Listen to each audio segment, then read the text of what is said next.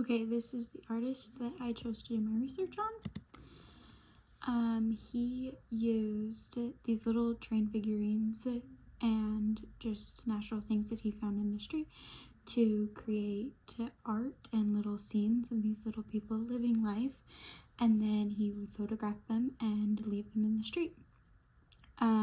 This one is little, what looks like construction workers building or carving something, and he found this heart-shaped rock on the street and then decided to build this whole scene around it.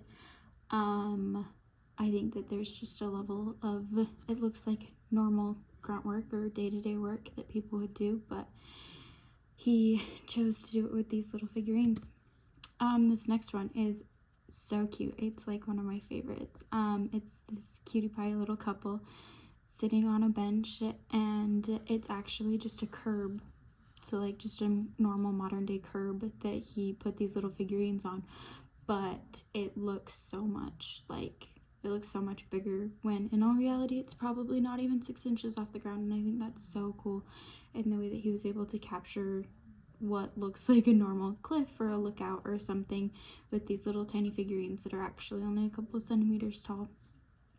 And then this one is one of his more normal ones. He uses these little figurines and these little things to refer back to very deep. He usually uses a lot of emotion in his art, and he tries to bring very emotional things into his art. And so with this one, with the refugee tent, it was probably in a time where there were a lot of refugees in the United States and looking for shelter.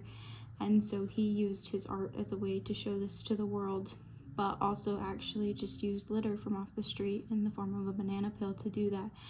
And this is a lot of what he would tend to do and would show a lot of symbolism in his artwork.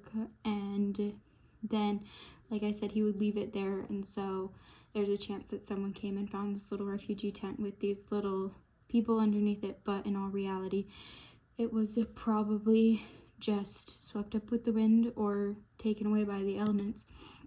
This last one is something that he would do a lot of, and he would use things like this broken piece of glass and then make this entire scene of how man, and he would let these little figures just to feed into the normal male urges or whatever, and he would let these gruesome things happen all in these tiny little scenes, and then he would leave them, and that was his show of what man's capable of and what men are likely to do if they really fed into all of their urges. And so that was just a lot of what he fed off of, and I think that's why I love all of his artwork so much. This one is one of his more fun, little lighthearted ones, even though this little kid is sliding into a gutter. It's just a play off of kids having fun, and he built the whole playground and then slid them into the gutter, even though